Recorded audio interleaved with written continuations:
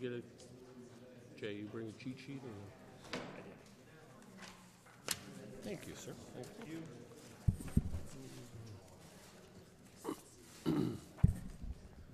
You ready? Good evening, ladies and gentlemen. Stratford Zoning Commission is now open for public hearing for those petitions advertised to be heard in this session. We have a full regular member board here this evening. Ms. Manis will be sitting in for Ms. Phillips later in the evening because there's one petition that she is recusing herself on. Be it noted for the record that Ms. Manis will be sitting in for Ms. Phillips later in the evening. I wish to announce that should any item on tonight's agenda take more time than anticipated, this public hearing may conclude at 11 p.m. and be continued to another date, which will be established at that time. Any items not heard by 11 p.m. tonight will be heard at the continued public hearing. For the record, petitions to be heard this evening were advertised in the Connecticut Post on March 14th and on March 21st. These properties were duly posted on March 19th. I would like to ask at this time that everybody shut off your telephone, your cell phones, or at least put them on vibrate so that the speakers are not interrupted as they are presenting their issues to us. Ms. Phillips, if you could read petition number 1, please. Yes. Number 1 is a text amendment. It's a petition of the Stratford Zoning Commission seeking to amend the zoning regulations by adding professional, business, and medical offices as a permitted use in a CA zone. Okay, thank you, Commission. The reason this application is being presented tonight is there seems to be a bit of confusion as to whether or not office uses are permitted in CA zones, our commercial zones. For at least the past 50 years, the town has been approving commercial use, office uses as permitted as of right, subject to the square footage requirements for a special case application. It's not that it does not say that office uses are not permitted, but the language is somewhat confusing. So after speaking with the zoning enforcement officer who writes a lot of our letters of zoning compliance for people who are seeking financing, we thought it was a better idea to just clarify the regulations and be much more specific. So we're proposing the language for a new section 7.18 that says under permitted uses in a CA zone, professional offices, business offices, medical offices, financial institutions, or uses considered to be similar by the zoning commission are permitted. In the review of the application, we feel that the text amendment is consistent with the Plan of Conservation and Development for the following reasons. One, it provides an increased development opportunities in appropriate areas. It simplifies the zoning code to increase usefulness and understandability. So based on those consistencies, the Commission should consider approving the subject text amendment with the following recommendations. 1, that the approved text amendment shall become effective once the decision has been noticed and after the 15-day appeal period expires. The second condition, regarding the reason for the decision, the Commission should state for the record that the proposed text amendment is consistent with the Town of Stratford's 2013 Plan of Conservation and Development as cited in the Planning and Zoning Administrator's staff comments. We are waiting for the Planning Commission to give us their recommendation. They have reviewed this preliminarily in January, although they were our staff, and that was a failure of communication on my part, did not let some new staff know that they actually had to do a formal recommendation to the Commission. So there's no rush on this currently. So if we could hold off for voting tonight until next month so that the Planning Commission has the opportunity to give a full recommendation to you all. So you just want to table? We just want to table this? Yes. Okay. And I'd be happy to answer any questions that you may have. Ms. Phillips? Since it was noticed, I assumed it was noticed. I don't know if anybody's here to speak on it for or against. Do you want to hold a public hearing and then provide a continuance? I would certainly be okay with that. That way, folks, if anyone's here for or against, they wouldn't have to come back out for a second meeting potentially. Okay. Is anybody here on that particular petition this evening to speak in favor or against? I didn't think so. Seeing none, I guess we'll entertain a motion to close. Table by Mr. Solhavy, second by Mr. Vacola. All those in favor say aye. Opposed? So moved. Thank you.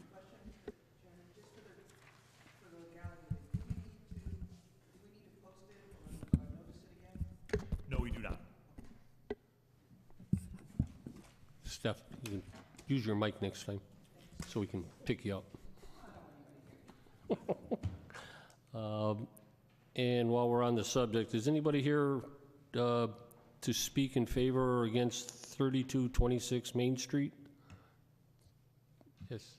I believe that is going to be held off till next month. Okay. Yes, yes, it will be. We will be hearing that next month. I believe it's April 24th, but I will check for you right now. Wednesday, April 24th. Okay. Yes. No, well, Since we haven't opened that application, we'll renotice it. okay. Thank you. Okay, Mr. Solhavy, can you read item number 2 on our agenda? Certainly. Item number 2, 225 Lordship Boulevard, petition of 225 Lordship Boulevard LLC, seeking special case and site plan review approval to construct a 2,820 square foot drive-through restaurant with outdoor dining area in a CA zone. Coastal site plan review and erosion sediment control applications have all been submitted for review.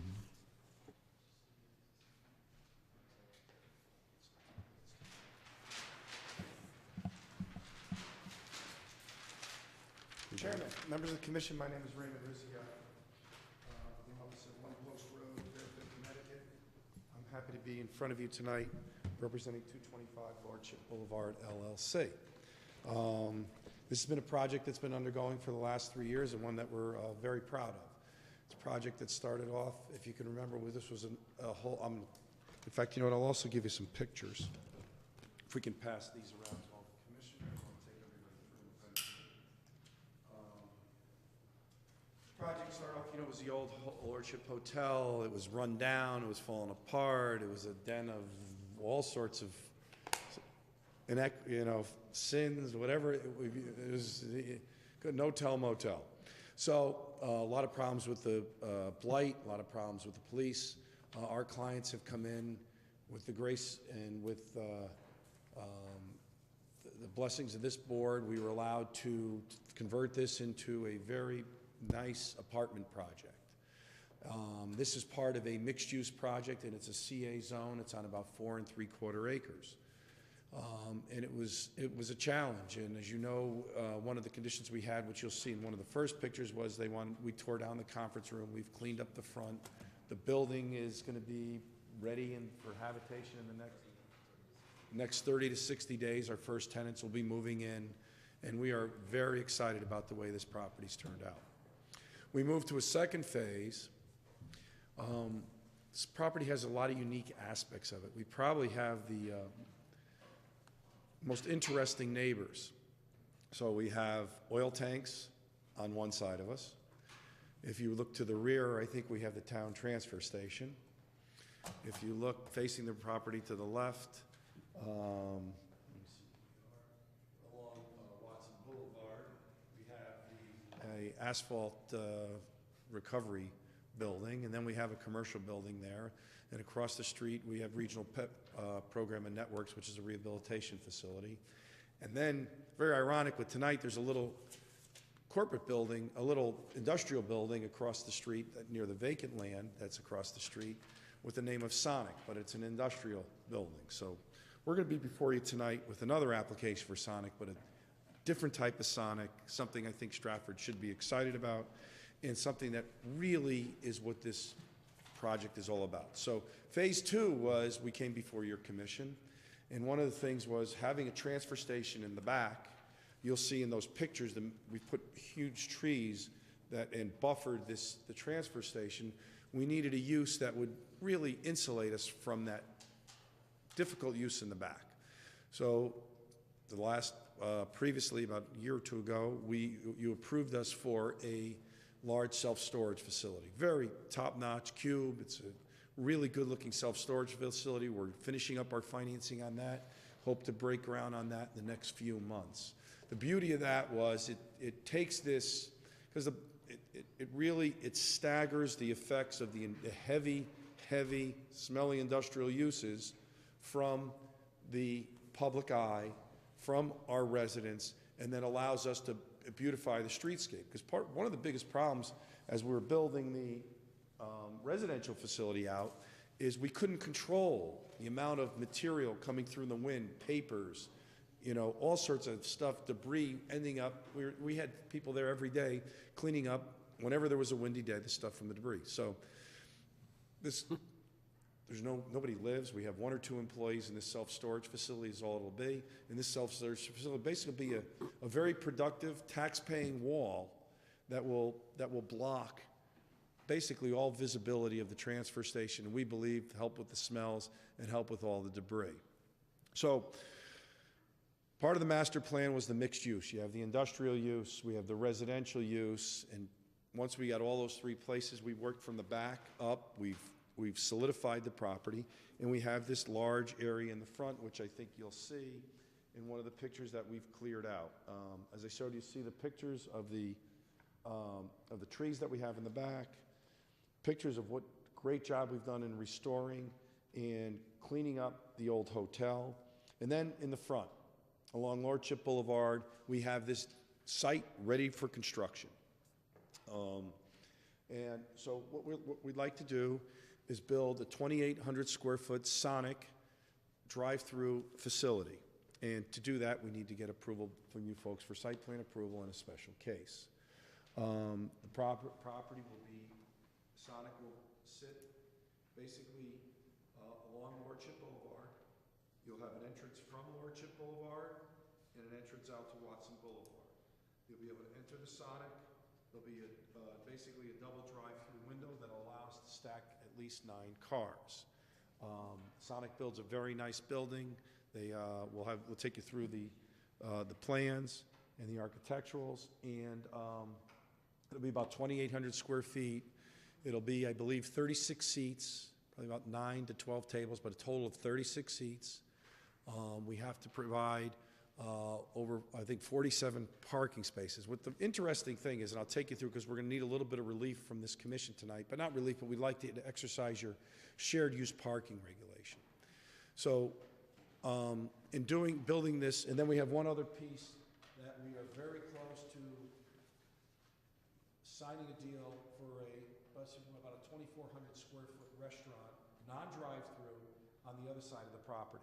Since we don't have a signed deal yet, what we wanted to come before you with, though, is show you this property, what it'll look like built out, what the parking requirements will be built out, what the traffic volumes and traffic service will be as completely built out. And that's what we'll take you through tonight. So this will just be but we have planned and asked for parking requirements as relates to a full-service sit-down restaurant there.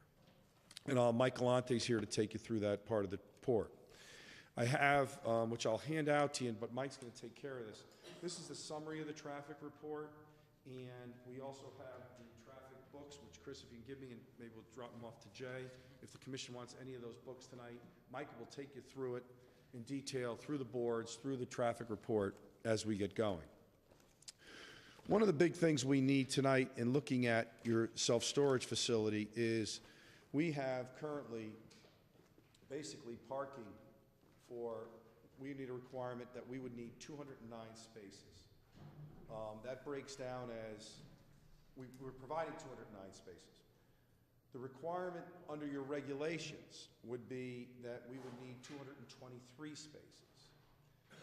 We are going to ask for your permission to reduce that requirement. You can be, when there's more than 200 spaces under your shared use parking requirement, you have the ability in a mixed use situation to reduce the parking requirement by 30%. We're going to look for a reduction of 7%.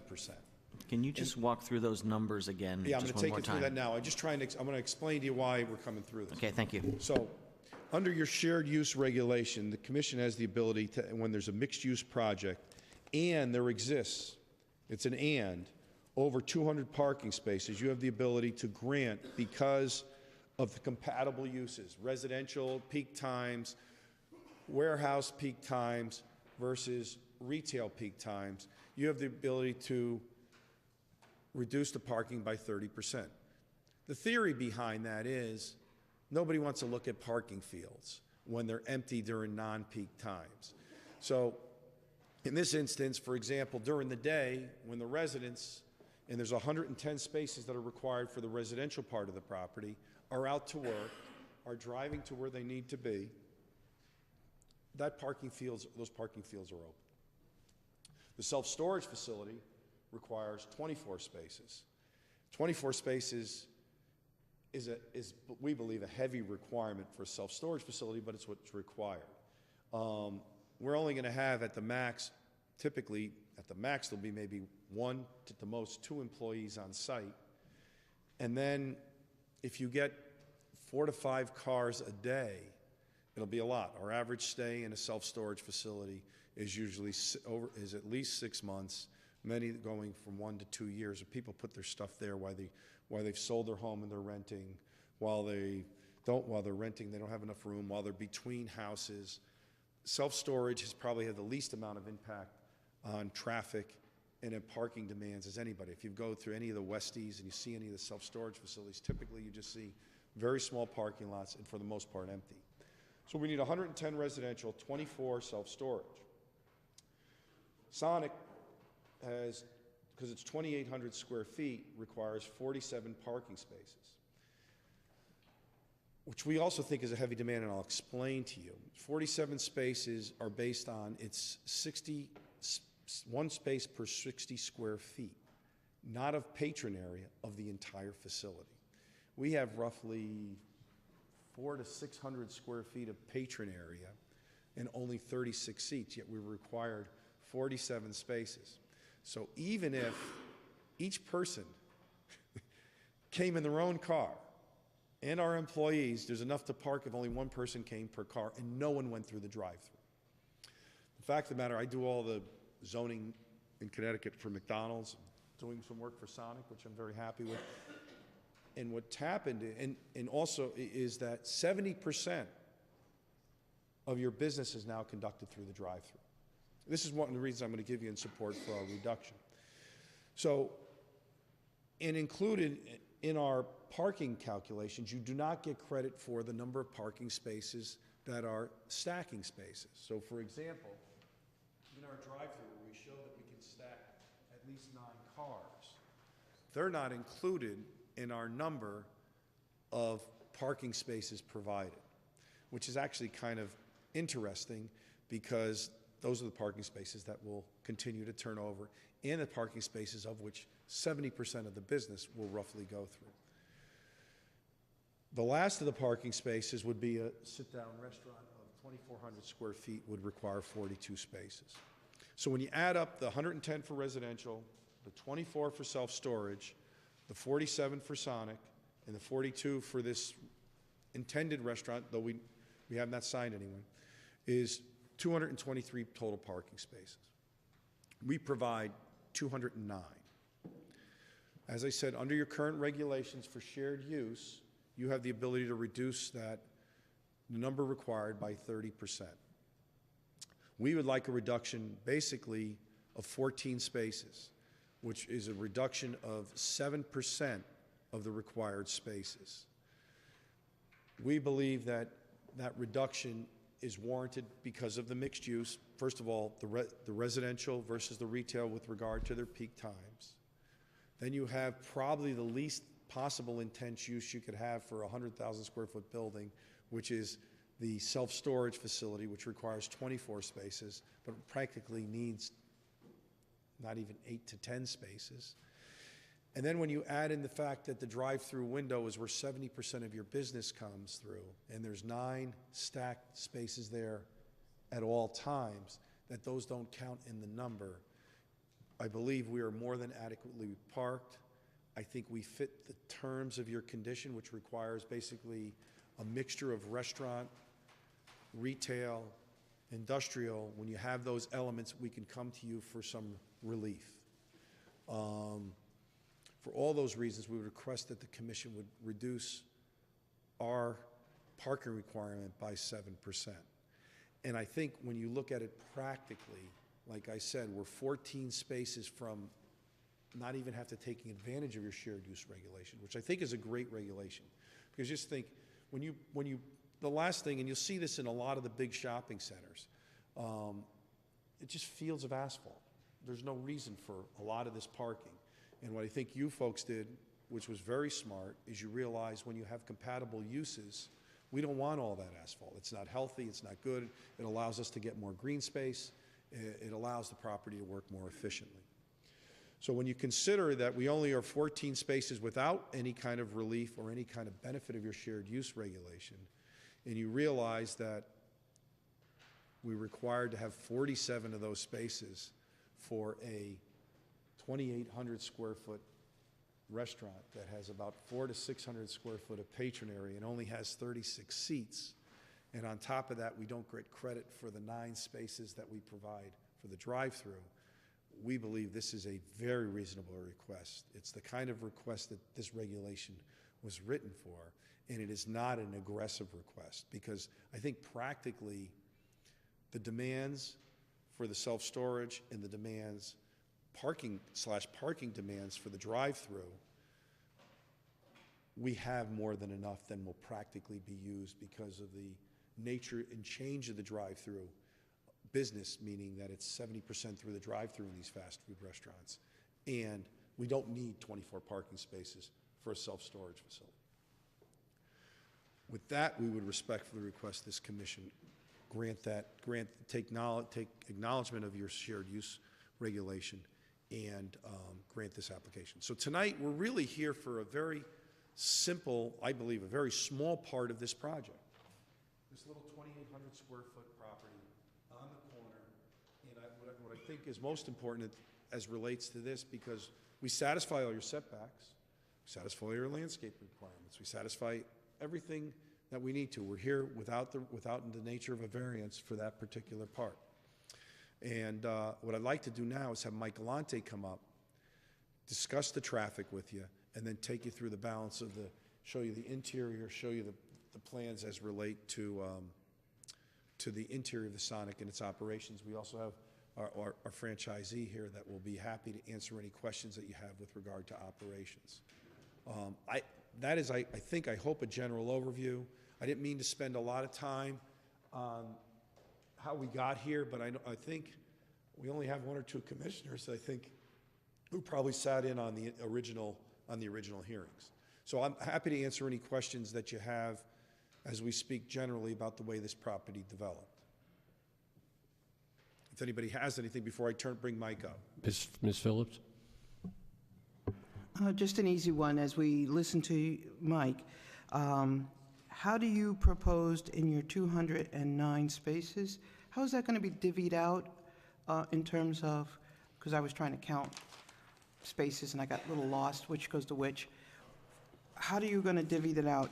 Where do you take those 14 spaces from? Okay, well, we have 209. Not as sure, we're not really taking them from anywhere.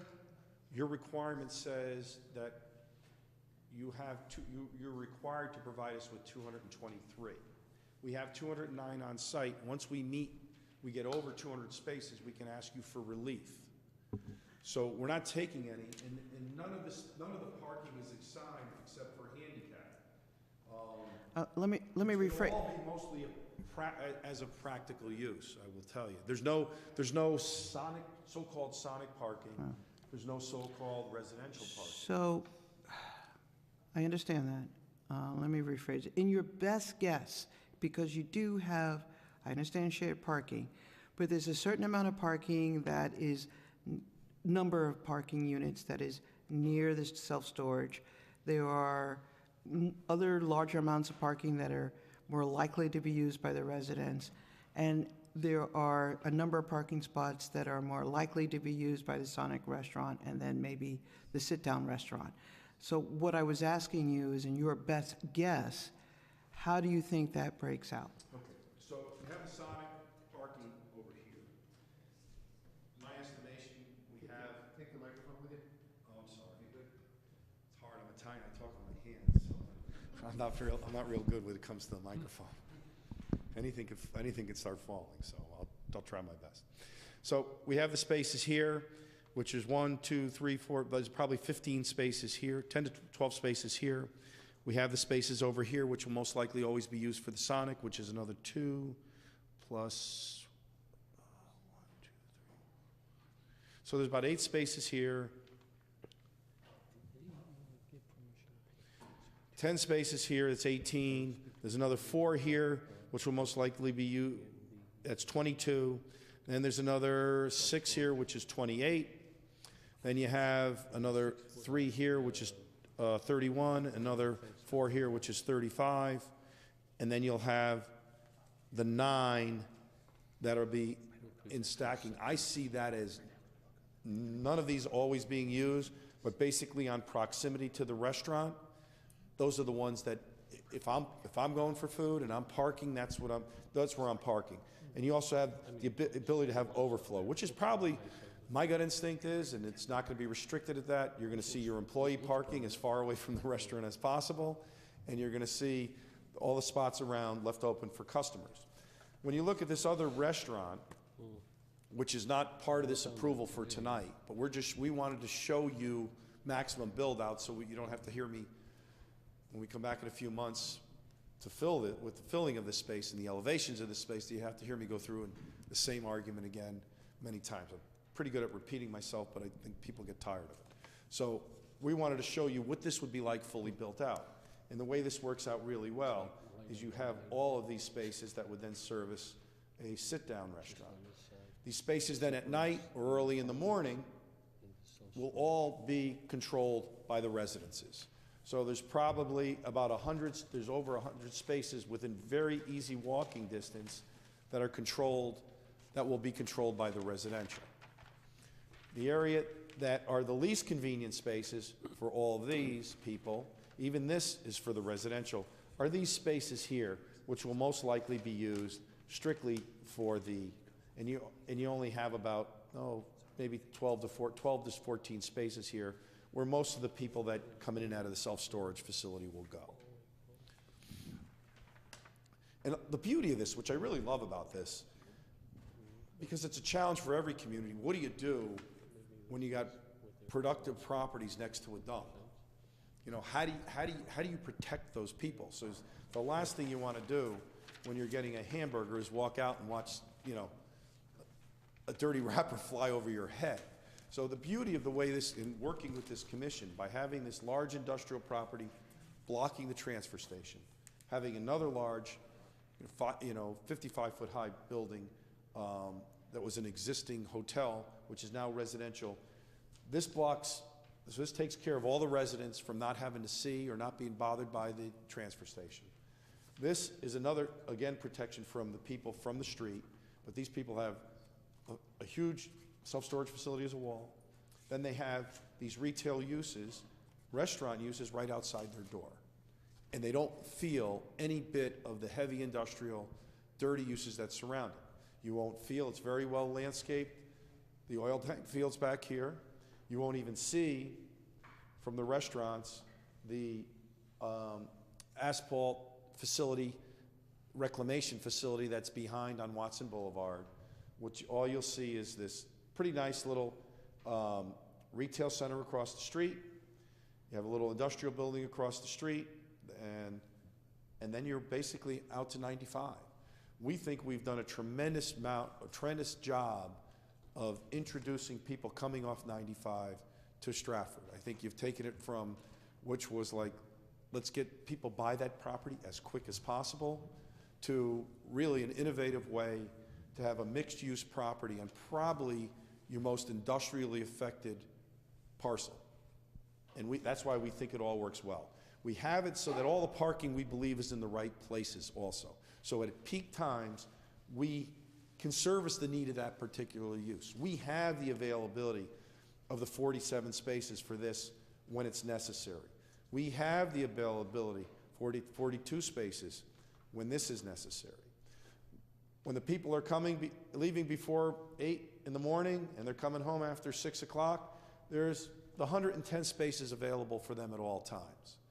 And when people come and go from this very quiet facility, there's the minimal amount of spaces that are necessary in the most inconvenient location. So it's not as if we have all of our spaces, that we're counting spaces that are inconvenient.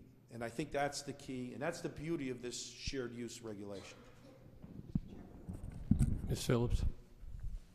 How many handicap spaces will you have, and will that be the maximum or the full amount that's required? There is no, I'd have to count them one at a time. If you want, I can do that, but we have the amount that's required by your regulation, and none of the shared use, taking advantage of the shared use application will not limit the number of handicap spaces that we are seeking. That was the question. Yes. I was down the site today, and I noticed a fence that separated the property between the self-storage and the apartment. Yes. Is that fence staying there? No. Okay, No. so that's just a temporary fence? Temporary fence. There'll be no fencing within the site. Okay, it's an expensive temporary fence. Yeah, well, the reason we're doing is there'll be a fence there during construction because we'll have people inhabiting the apartments within the next 30 to 60 days. Okay. So the fence is in there to keep the industrial use and the industrial uses separate until we can get the building, the self-storage facility built. Okay. So it's a safety issue with regard to our keeping our residents and all the construction equipment away from as the residents are getting ready to occupy. Okay.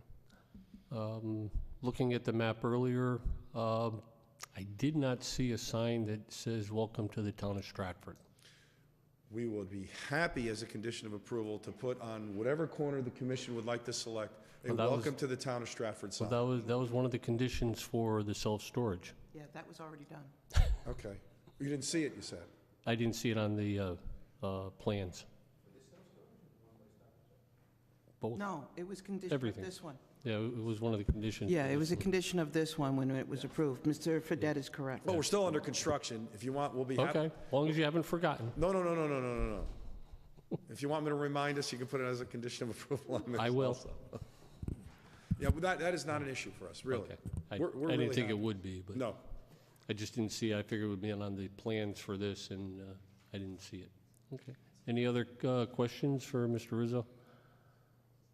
Okay, thank you, and Let me have. who's next? Michael, if you could come up and take everybody through the traffic, the turning, which really gets to your health and safety issues. I'll take you through some elevations, and then we'll conclude.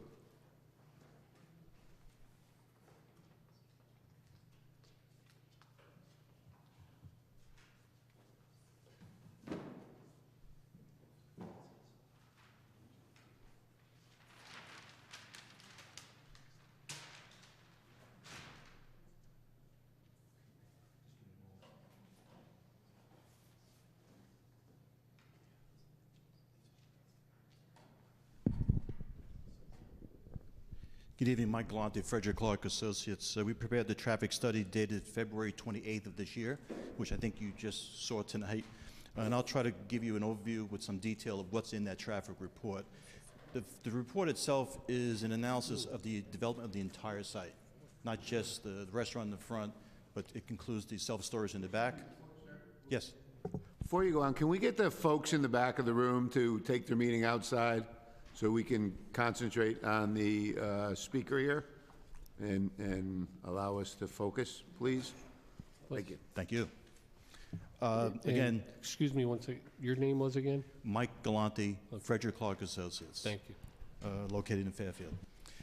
We prepared a traffic report that really looks at the development of the entire site, not just a restaurant on the corner. It includes the self-storage with the 120,000 square feet of self-storage space, the 69 residential units, a fast food restaurant in the corner, about 24 or 2,500 square feet actually in total, and then a high turnover restaurant on the other pad of about 2,400 square feet. So we're looking at somewhat the highest use of development in the front for purposes of completing the traffic study. The graphics I'm showing you are, everything is in the report, so you'll be able to take it home, look it over, and kind of match I'm going to tell you tonight. This, just for reference, is figure 1, which just shows the study area. It's hard to see, but the site is right here. Watson Boulevard on the, let's call it the east side, Lordship Boulevard, somewhat on an angle east-west coming from the turnpike towards the airport. The red dots show the intersections we counted, and I'll touch on that in a moment. We did an analysis, since we have a different type of, we have mixed-use development, residential, commercial, self-storage, restaurants. We looked at 3 different time periods, typical weekday morning, weekday afternoon, and a Saturday late morning, midday on a Saturday. So we captured the peak traffic characteristics of the residential, the self-storage, which really doesn't have much traffic, and certainly the restaurant use. We conducted traffic counts on these roads last fall. We summarized the data. We identified the peaks. The morning peak was 7:45 to 8:45 on a weekday peak, morning peak, 4 to 5 o'clock on a weekday afternoon peak, and on Saturday was actually 10 to 11 a.m. And these, when I say peaks, this is the highest volumes based on the traffic counting program that we measured out there. And I'm just going to give you a sample. I'm not going to go through the numbers in any detail, but volume-wise, and this is just the weekday afternoon time period, Lordship Boulevard has the highest volumes of about 1,700 vehicles, two-way during a 1-hour period. Weekday morning, almost identical in the weekday afternoon, except the pattern is different. Saturday morning, the peak is about 1,100 vehicles, so the volume is certainly lower on a weekend. Watson Boulevard has no volume during the week, very low volume, but on a Saturday it has almost 250 vehicles because of the transfer station. People are home, they're going to the transfer station to drop off and so on. So you have different patterns, different roads, but that's all accounted for in the analysis as far as the baseline traffic conditions. We counted the Eagle Nest Road, we did the Surf Avenue intersection. The site driveways are not really generating traffic. We did Research Drive, and we of course did the Watson Boulevard signalized intersection. These are the volumes by turning movement, pedestrian activity, if any. That's all included in the model. Just want to give you one more graphic as I move along. Just to give you a pattern of traffic.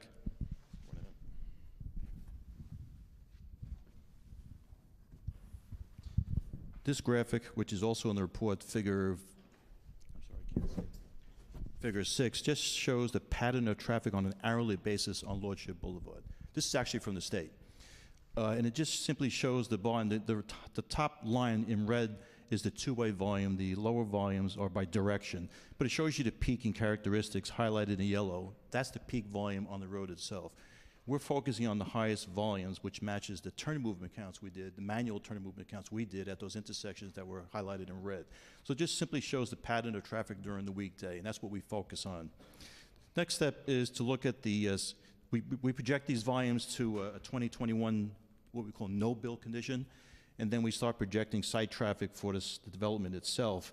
The self-storage in the residential is already approved, but from a traffic perspective, we're adding that traffic to the roadway system because it's not there.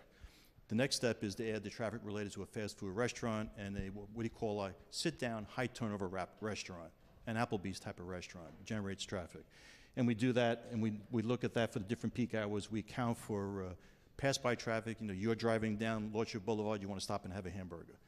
Someone lives in the residential in the back, they may walk to have a hamburger. So that's taken into account and is based on state standards as far as what we could take credit for. So that's accounted for. But essentially what we're saying as far as this proposal is that we're asking for approval for the 2 front pads, if you will, restaurant use, to generate about 30 or 60 trips during a peak hour. That's the added traffic that has not been approved by this commission, and that's what we're asking for approval. But we're accounting for the residential use and the self-storage use, which is not on the roadway system at this point in time. So we go through a process. You've heard me before. We do look at levels of service, measure delay. We analyze the intersection with a traffic signal or a stop sign control. Access to the site is we're maintaining the existing driveway to Lordship Boulevard, which is, call it the westerly side of the frontage of that frontage. On Watson Boulevard, there are 2 existing driveways, but we're slightly relocating those driveways for better separation and separation from the traffic signal at Lordship Boulevard. The 2 driveways on Watson have no restrictions. They're left turn, right turn in and out. The driveway on Lordship Boulevard is only a right turn out, but you can come left turn in or a right turn in. The reason for the restriction for no left turn out on Lordship is because where it's located on the frontage, and there's a left turn lane actually in front of the driveway to travel towards the turnpike for reference purposes. So we analyzed those conditions, AM, PM, Saturday, a baseline traffic condition today, a no build condition in 2021, and a build condition in 2021, when all the site traffic, all the different uses put into the model itself, and we do a comparison. What the model says in very simple terms, and again, it's in the report, but I won't go through it in any detail except to tell you the results, but table 4, and I know you can't see it from there. It's difficult to see from here on an angle. But what this table does, it goes through the whole process that we need to go through to measure impact and what is the impact, and based on the results of this analysis, is there a need for mitigation? That's the purpose of a traffic study, impact, and what do you do about that impact if you need to mitigate? So we analyze all the intersections by movements, time periods, and essentially it says that we're maintaining levels of service, in this case acceptable levels of service, at each of the intersections, A, B's, and C's, which is really little to no delay or average delay. If I was standing here saying level of service D, E, or F, then you're at the bottom of the line as far as impact and delay. And that's, from a traffic engineer, F, like in school, is you have failure or, in this case, a long traffic delay. If I had something like that at a traffic signal, I would have to mitigate it by changing the traffic signal timing or some other physical improvement to the intersection.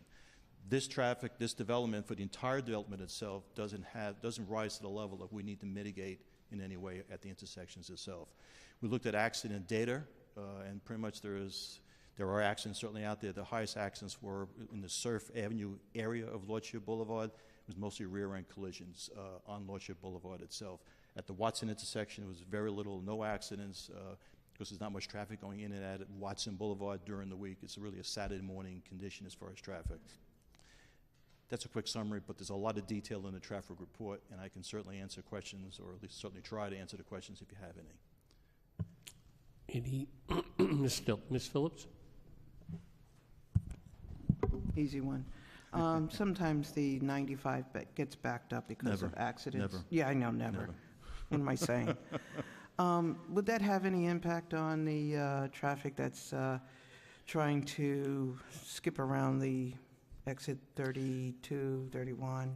30. It's 30, but... It depends where the accident is. It depends where the delay is, and it's always a different condition. But can it affect the volume on Lordship Boulevard? Giving Kevin a hard time. It sure can. Well, Absolutely. I can't see the numbers as easily. So if where are we at? Are we at usually most of them Bs, As? Yeah, it's actually very good levels of service, A, Bs, and a couple of Cs by movement. Okay. But from a traffic perspective, these intersections work quite well. So if we did have, back up and people decided to try to skirt around the Sure. accident, it might drop to like a C occasionally. We have some room for There's movement. what we call reserve capacity. Okay. Yeah, and there is reserve capacity at these intersections, signalized intersections, which is really the key intersection you're looking at as far as operational characteristics. Right. So Lordship Boulevard is a multi-lane road, has left turn lanes, it has traffic signal at the major intersections. Can it accommodate some additional traffic coming off of 95 during an event? Right. The answer is yes. Okay. And last question, trucks.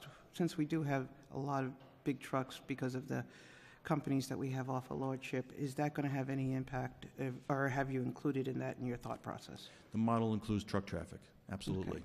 Yes. Okay, thank you. Any other questions for the traffic study? Okay. Thank you. Thank you. So I'm just going to take you quickly through there's also Robert Matisse here, who is our franchisee. If you have particular questions about Sonic and the way they operate, the difference in them versus other other fast foods. But in the end, typically for zoning, we identify the property, the user, but you're not zoning the user. In this instance, it's important to know that most of these drive-through businesses, that 70% of their project is done So Sonic is they were really nice, a lot of stone, a lot of brick. These are the front elevation, and the front elevation will actually be facing toward 95, which I would say basically would be the north. And then this is the side elevations. And then basically very similar. The rear elevations, as I said, I'm sorry, the rear elevation will be facing north. The front elevation will be facing to the south. And the side elevation, the two different side elevations. We can basically ask us any questions, but they're all brick and stone. Very nicely done. On the interior, as you can see, we have basically this 2,800 square foot restaurant. You get about I already 4 to 600 texted square Alan. feet, where you have these 36 seats. We also have, what's very interesting is we have we have the ability when you come through the drive, I mean, you just need to speak in the microphone. Oh, I apologize again. So this is basically, you have your prep area, your storage area, you have a small office, then we have the service for the drive-through. We also have, what's interesting, we have an expedited area where if somebody has placed an order and it's just a small item, they have the ability to basically park in a spot and someone will run out and give them their materials, rather give them their order versus waiting in line. So it's very much typically the goal in a drive-through is from the time you order to the time you receive your food and are ready to go. Super quick is the 120 seconds, max 180. 2 to 3 minutes, you're in your order. From the time you've ordered is the time you're gone. And that basically from Sonic to McDonald's to Burger King, they basically study these drive-throughs because it's all about efficiencies. And they do this very well. I want to take you back to the site plan. You have all these pictures in your...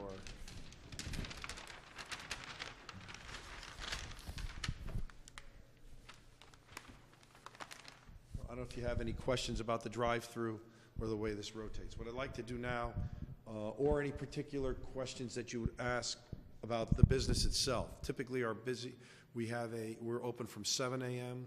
to midnight. Typically, our busiest hours are 11 to 12 lunch. The beauty of Sonic, they serve breakfast all day, so people are ordering and burgers all day.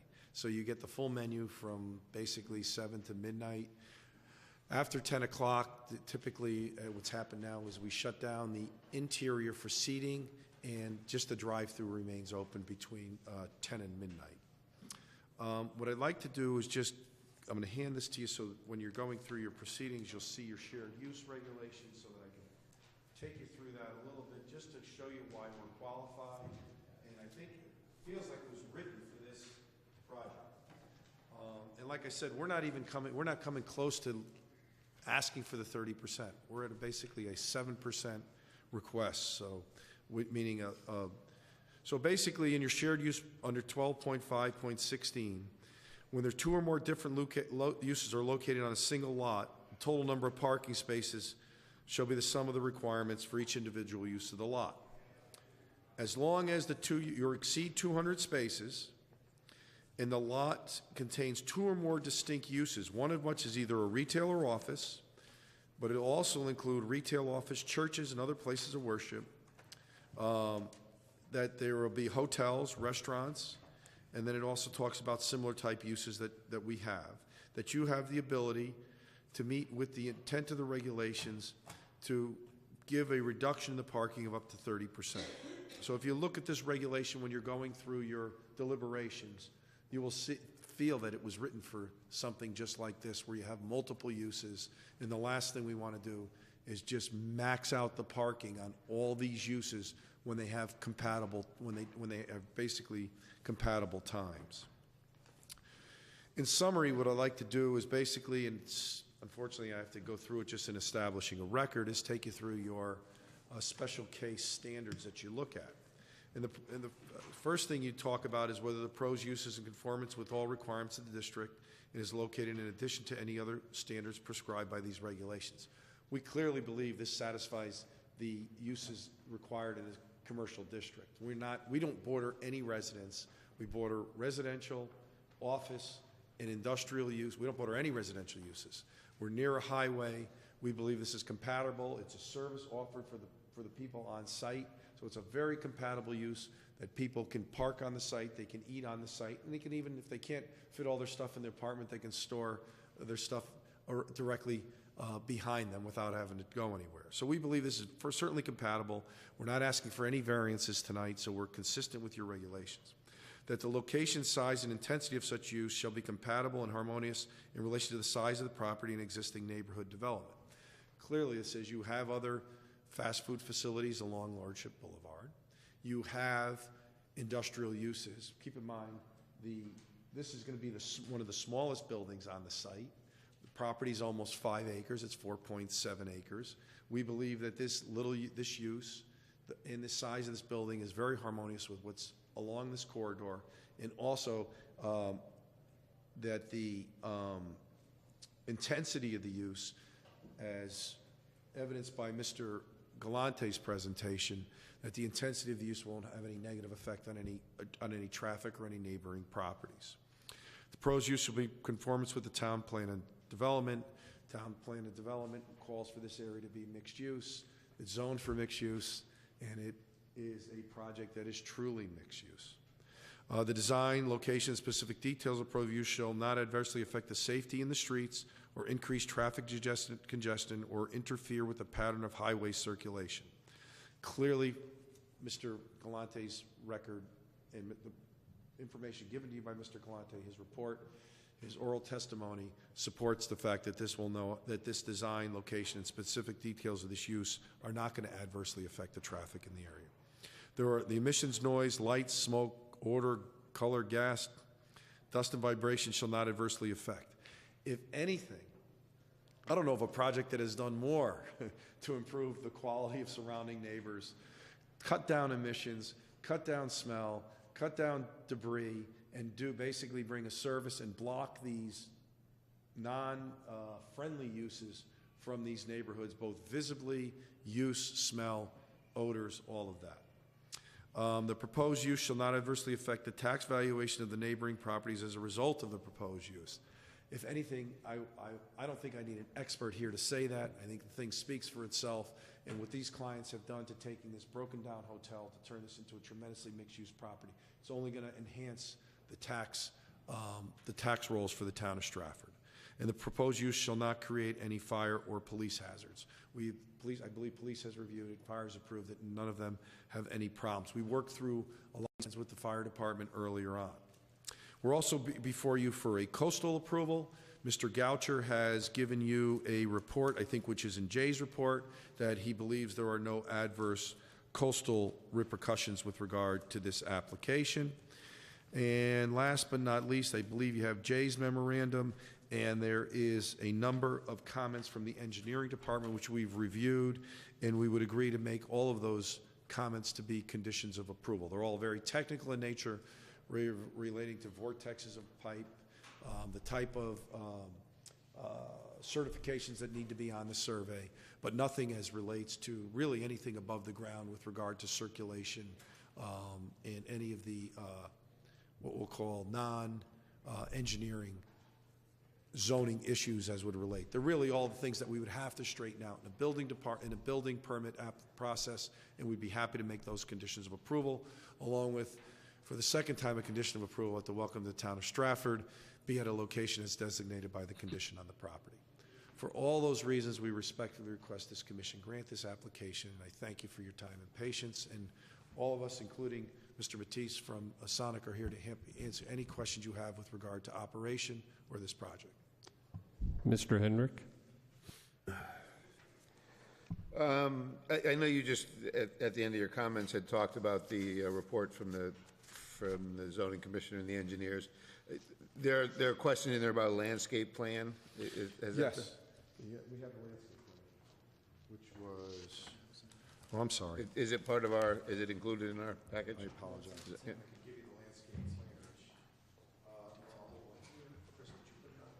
it's basically landscaping has all been added onto this site plan, and that's a landscape plan that basically just shows the landscape and calls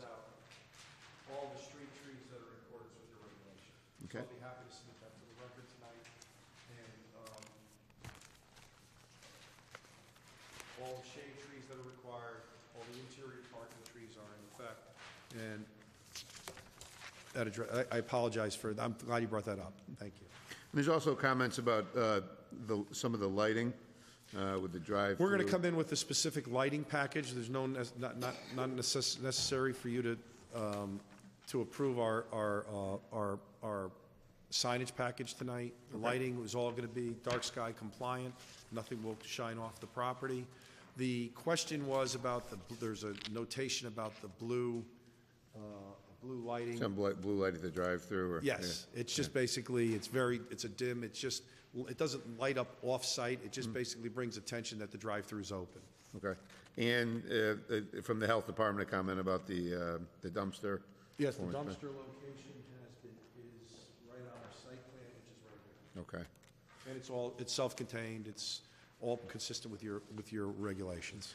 Now, with your asking for a reduction in the parking, is that part of your application as submitted, or is Yes. that you're looking for it? So if we approve it as submitted, we're approving it with the reduction Correct. of spaces? Correct. So it wouldn't be an amended.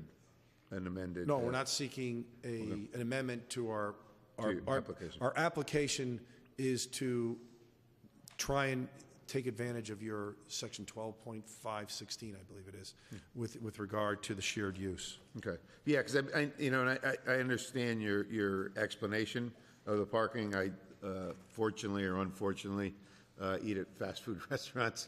I'm in the construction business, and but I've had the fortune of eating at Chick-fil-A, not at Sonic. But one of the things I've noticed at a lot of these restaurants is at lunchtime the parking lots are full or close to full. Yes. But that's the rarity. The lunchtime crowd, even the later in the day, even the breakfast, it's very minimal parking in those, and I would assume Sonic would be very similar, where the Mr. rush Batiste of is here. Our peak time is 11 to 2. Yep. It's the lunchtime crowd. It's the guys who, getting either late breakfast on their way home.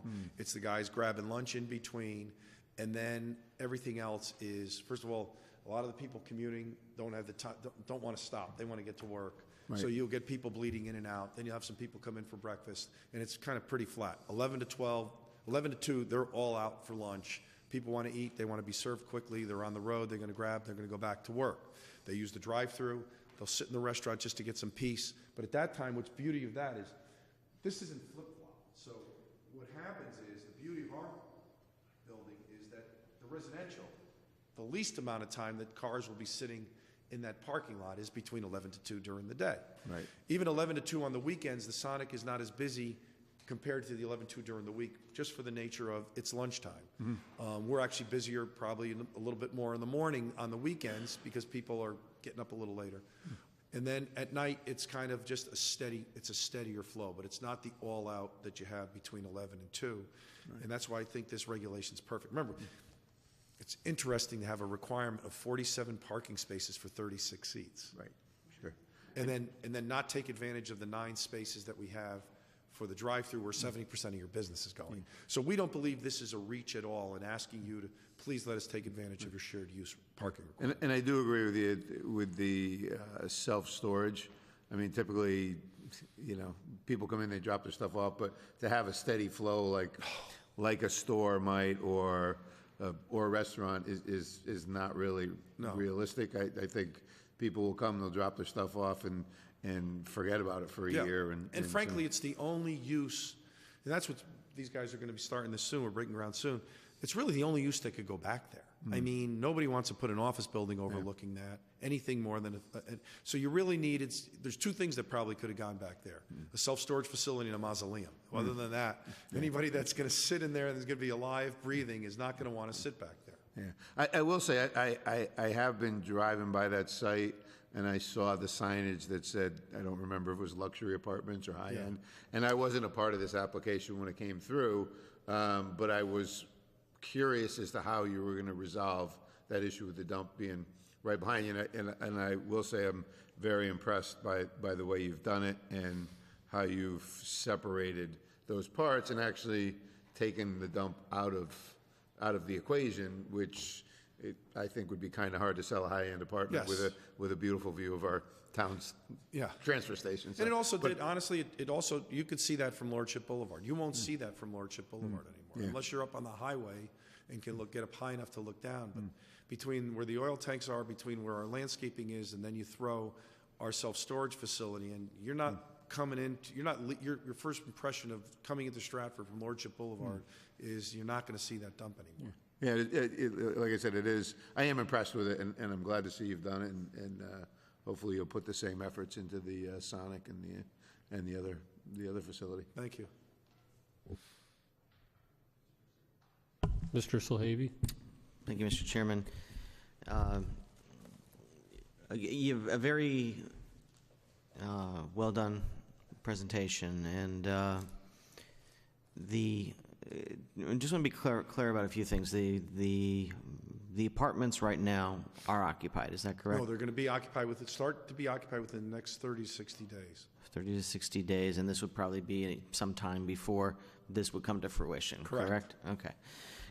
I'm just a little concerned as I take a look at this because of just the traffic flow, and even in Jay's notations, he was talking about pedestrian safety within it, considering that it's, while it's not a 24-hour operation, it's pretty I mean, going till midnight is quite a long time. And it'll be dark, people driving in there, and it's being that close to a residential, an occupied residential area. I don't know how many children would be living in that facility, in that residence or not. If I was I was on the board when we did the adapted reuse regulation specifically for that converted from a hotel to an apartments, and I think they're generally small apartments, They're very if small. I'm not mistaken. I think their largest apartment is around 800 square feet. And that's a two-bedroom at 800 square feet. The one-bedrooms are about 600 square feet. These are not designed for families. For families. And if I remember correctly, that one of the concerns was that there was not a lot of storage area. So this sort of solves one problem. There'll be plenty of There'll storage. be plenty of storage area now. Yeah. So, but anything that I think that we can do either in signage, whether they be speed bumps, I hate to use those terms. They're not very friendly, especially in my car. Anything that we can do to make sure that there's not a high rate of speed among patrons coming in, especially in the dark, that could potentially, and this is going to be running during weekends too, in the parking lot. What did I say? I don't remember. I think would be helpful there. I think what we can do is make sure, for example, we have a crosswalk here. Mm-hmm. We would have the ability, we would have to condition this on approval either with staff or even tonight that we extend Microphone, please. at least Microphone. We'll extend the crosswalk we can extend the crosswalks where they meet so that people can come traverse from the restaurant through a crosswalk to get to the residential residential part of the building. And I think so. This will be our entrance so that you'll have people. And this is probably the closest to the building that we can agree to extend this crosswalk, which is from here to the island, then from the island to the apartments. So that and we can do the same thing from.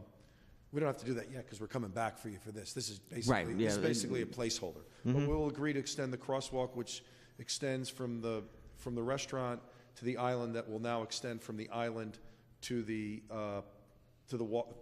front of the apartment building. We would agree to do that as a condition of approval. That's no problem with that. Okay. And I think it's just as it's a positive. I know some Sonics have the actual dining room. Not all of them do, if I'm not mistaken. I think some of them are just the drive-through and the car hop, for lack of a better term. They'll still have the car hop service. Yeah. Right? If you just come up real quickly. Because I'm familiar with the one in Milford, which was a converted Arby's, if I'm not mistaken, and that one does have the dining room, which is, I know some people have said it's, that's an addition. People are happy about that. Go ahead. How you doing? Just for the record, Robert Mesite from South Windsor, Connecticut. I am the franchisee for all of Connecticut, and that is my store. And yes, Sonic just started out with the drive-through, with the indoor seating probably about 6 years ago, maybe 7 years ago.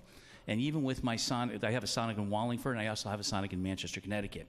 Even though they're in kind of an indoor-outdoor patio, there are plans to enclose those patios to make them all indoor dining. Okay, so Yeah, you'll Wallingford have did not have that. That's what I'm familiar exactly, with. yeah. Right, So we have 3,700 drive-ins across the country, and probably about 3,500 of them do not have indoor seating. So, but there are plans on them to enclose almost all of them, except for the ones in like Florida and nice places like that.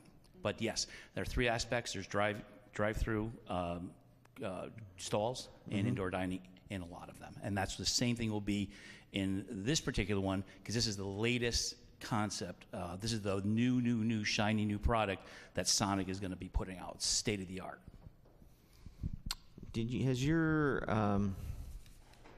this might be more for the discussion of the restaurant when it actually comes, but be considering that the shared parking is predicated upon a coexistence between the apartment building and this.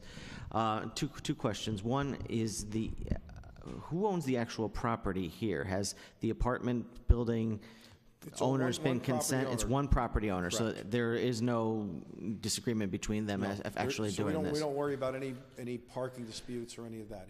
It is one property owner. This is one. That's also what allows us to take advantage of your shared use regulations, since it's one lot. If this were multiple property owners, and the theory behind that, if it were multiple property owners, you don't want a shared use regulation reducing parking where you got two guys that could be fighting with each other and totally obviating or getting rid of the shared use part of the shared use requirement. So one of your requirements is that this remain all under one, that it be on one lot. So there's one owner to this property. Okay. And then just any issues with in the evening hours with crime? No, the big issue with between the two restaurants, which is important, was that we only wanted to have, which I think is really important, once again from a compatibility standpoint, which is what we've talked about really running through this whole property, is that we didn't want another restaurant that had a drive-through. We didn't want to have any competition there, because you have somebody who, I want to say gets taxed, but gets allocated parking that's not necessary because they don't get credit for the drive-through. We wanted to make sure that the other party, so you really have a lot more parking for this other restaurant, because most of this guy's parking is going through the drive-through. It's not going through the drive-through. The sit-down restaurant will actually be cars sitting there, and we believe it'll have excess parking given the fact that the other restaurant has a drive-through. Okay. Make sense? Makes sense. Thanks. Okay, thank you. Any other questions? Ms. Phillips? I want to thank Mr. Martis, if I said that correctly. Messit? Yeah. It's pronounced Messit.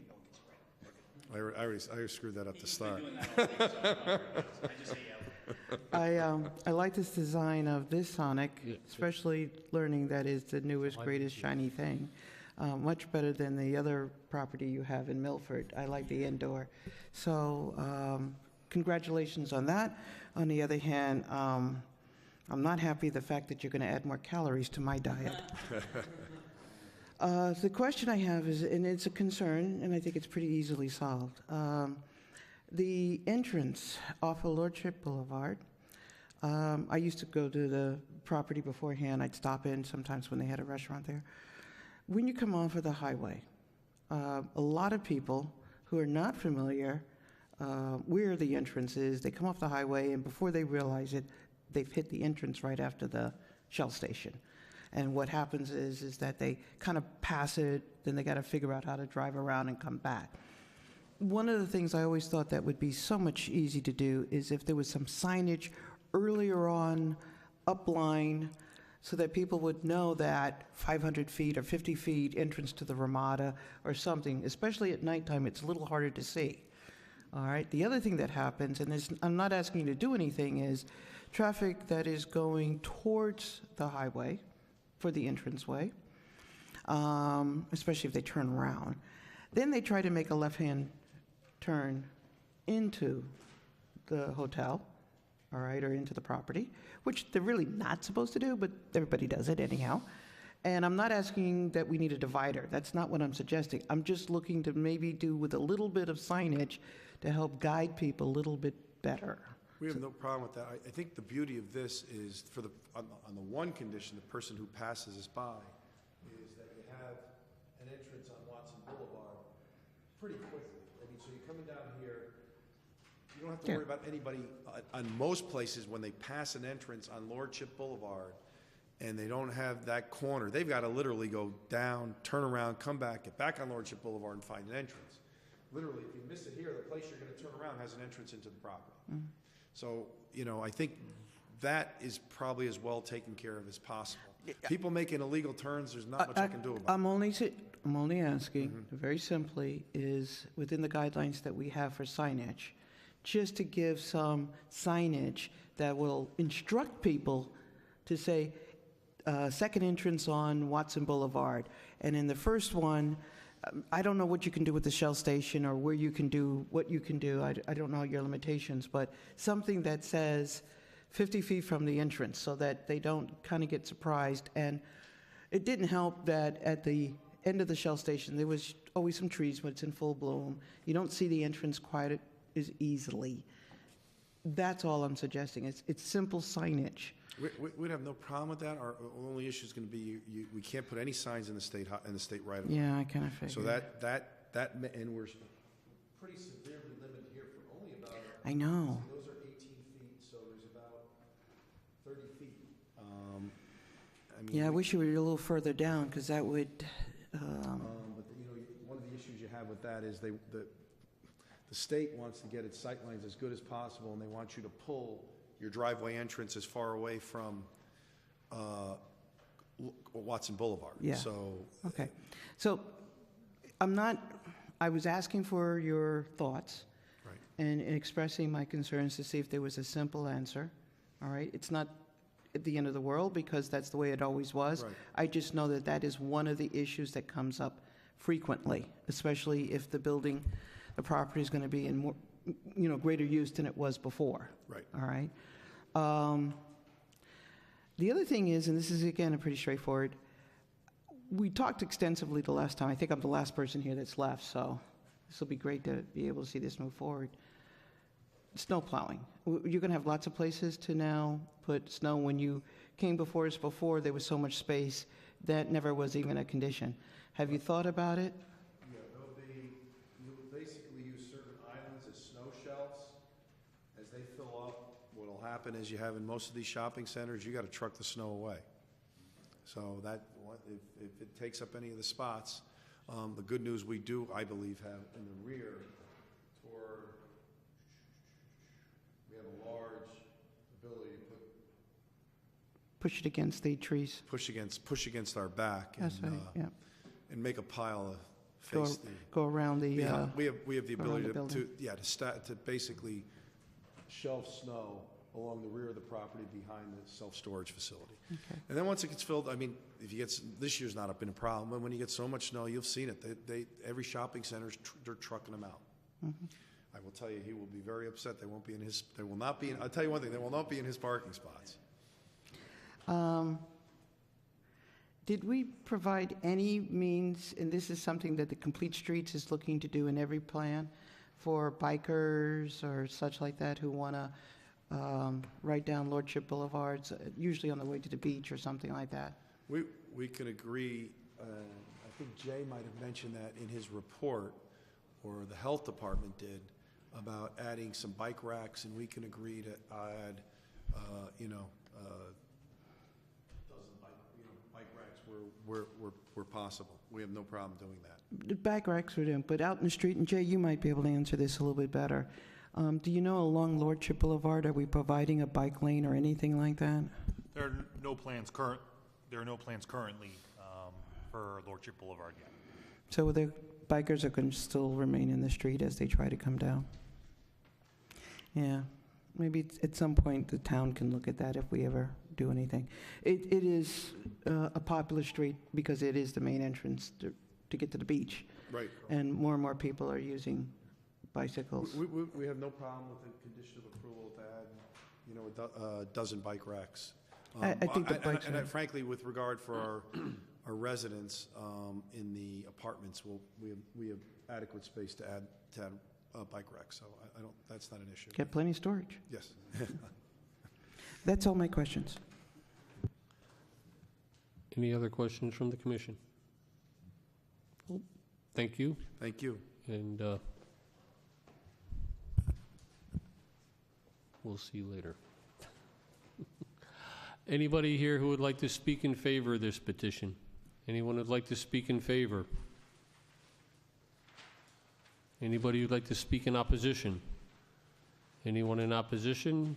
Seeing none, I'll make a motion to close by Mr. Hendrick, second by Mr. Solhavy. All those in favor say aye. Aye. Opposed? So moved. Thank you very much, folks. Appreciate your Okay. time.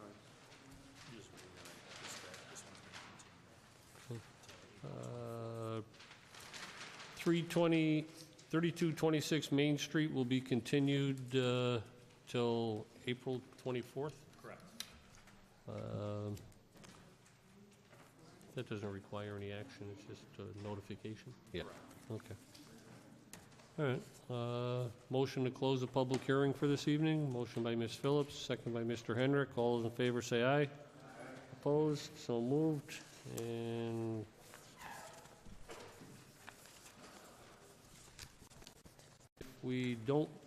if no one has any objection, if we would like to take things out of order, if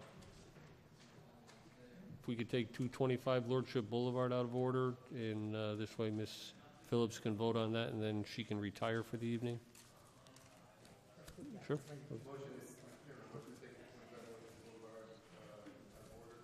Okay, motion, I'm sorry. I don't think we have, no, Mike's just making the motion, not to waive any rules. Waive the rules, okay. Motion by Mr. Hendrick to waive the rules to take 225 Lordship Boulevard out of order. Do I have a Second. Second by Ms. Phillips. All those in favor? Aye. Opposed? Seeing none. Mr. Hendrick. Motion by Mr. Hendrick to take 225 Lordship Boulevard off the table. Second. Second by Ms. Phillips. All those in favor say aye. Aye. Opposed? So moved. Mr. Hendrick.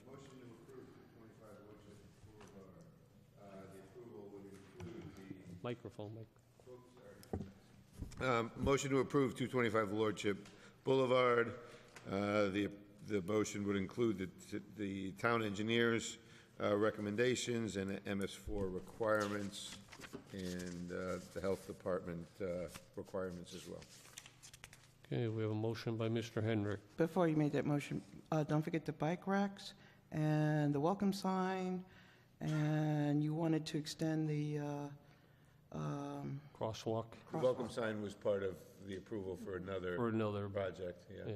I The thought- bike racks are going to go, No, I think they were in this one. The crosswalk was for this approval, and the bike racks were this approval. and the motion would also include the bike racks and the extensions of the crosswalks. Right. As stipulated by the applicant. And they're going to take care of the welcome to Stratford sign on their own, so it doesn't have to be a requirement. Do I have a second on that? Second. Second by Ms. Phillips. All those, any further discussion on the matter? Mr. Hendrick? Yeah, Mr. Chairman, I think they've done a great job at opening up Stratford, making that kind of the welcome mat to Stratford off exit 30. The work they've done already with the self-storage and the apartment buildings have shown their ability or their willingness to create a for lack of a better word, a nice environment. The reduction in parking, I think, is a reasonable request. I think the apartments would be offset, the uses of apartment parking spaces would be offset by the times of the maximum use of the restaurant. So I think they've done everything that's been asked of them, and in some senses gone above and beyond. So I think they've satisfied all my concerns. Okay. I will agree with that. I think it's an excellent use of the gateway into Stratford from Lordship Boulevard, exit 30, and coming right out of Bridgeport into Stratford has been an eyesore for an awful long time. And I think with their plans, I think it's going to add to the beautification of what we are trying to do to our town. Mr. Solhavy? Thank you, Mr. Chairman. Yeah, I wish to also agree with the comments made. I think it's as I said, it's very interesting. This is about a true definition of mixed use. You can't get more mixed than this. And I think I'm hoping it works because it does create, it is, as the applicant noted, it's sort of a unique situation, the neighbors that you have between the oil tank farm, the dump, and the asphalt recovery plant. So anything that we can do to put a more positive use in there, I think would be good, and that actually is returning a restaurant use into that neighborhood that's been gone for some time. Previously, when the Ramada was in its heyday, it was actually the Peppermill restaurant. Valley Steakhouse before that, and we want to go way back. So it's taking something that was not present in that neighborhood for some time, and I think restoring it, and that's actually a positive thing. I am concerned about the just the safety of the residents in the area, the residents of the apartment building.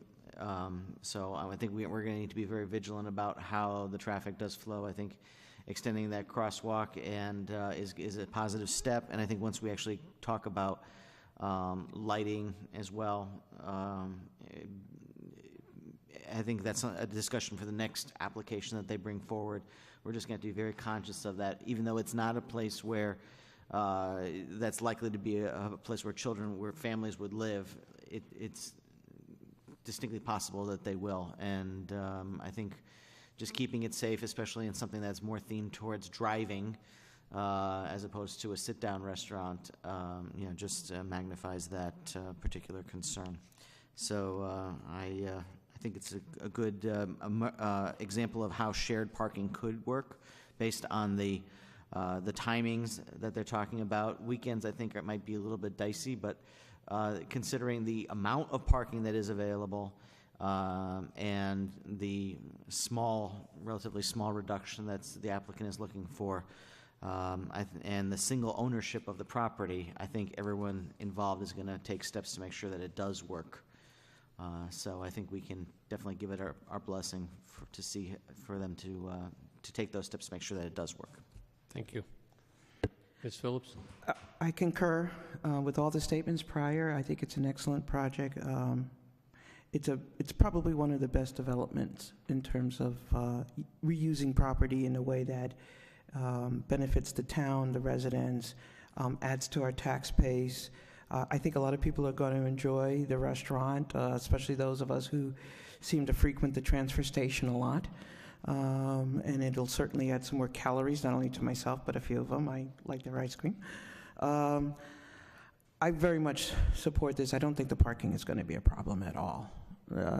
As I said, a lot of people are going to pass through. It is going to, even on a weekend, it's not that busy there. It's really just more people to the transfer station. So I commend everyone on this, the planning and zoning and the development. It's always good to see good development. So I look forward to seeing this project completed as quickly as possible. Okay. All that being said, motion by Mr. Henricks, second by Ms. Phillips. All those in favor say aye. Aye. Opposed? Thank you, Mr. Rizzo. Good job and welcome to Stratford.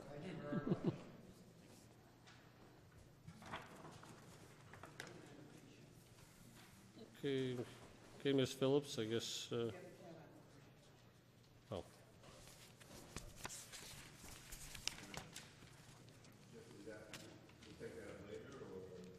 You want to take it now? This way she can, Ms. Phillips can vote on it. Might as well that, the CAM and the erosion and sediment control. Okay. Mr. Henrick. And do we need, we don't, it's not yet, but we can go, we've already gone out of order on it, so I guess I would make a motion to approve both the 225 Lordship Boulevard campsite plan review and the sediment and erosion control applications. Motion by Mr. Hendrick. Second. Second by Ms. Phillips. All those in favor say aye. Aye. Opposed? So moved, 5-0 on both. Certainly. Ms. Manis?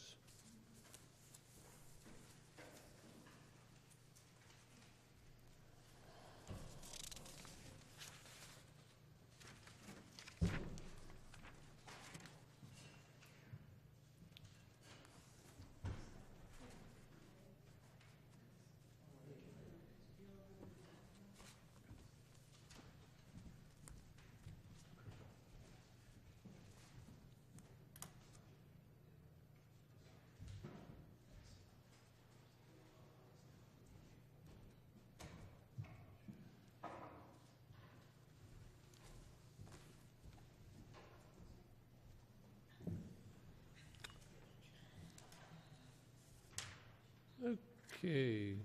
All settled, Ms. Manis? Beautiful. Welcome this evening.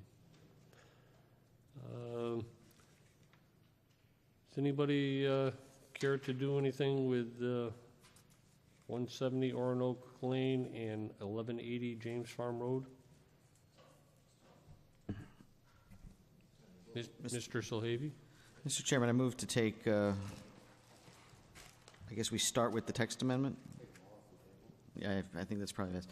I'll make a motion to take the text amendment, Rogalis LLC, and 170 Orinoco Lanes and 180 James Farm Road, as well as the 170 Orinoco Lane and 1180 James Farm Road site plan review off the table. You wanna All take three all items. Take all three of them off the table? Yep. We have a motion by Mr. Solhavy to take all three items off the table, including the text amendment. Do I have a second? Second. By Ms. Manis. All those in favor say aye. Aye. Opposed? So moved. Does anybody care to discuss each and any of the three? Yeah. We have to actually technically make a motion to approve, and then we debate. Is that correct? Sure. Very Yes, well. I believe that would be correct. Okay, then we'll take a motion to approve text amendment Rogalis LLC, creating a new section 32 entitled Orinoco Village District. Off the, Motion by Mr. Solhavy to approve. Do I have a second? By Mr. Hendrick. For discussion.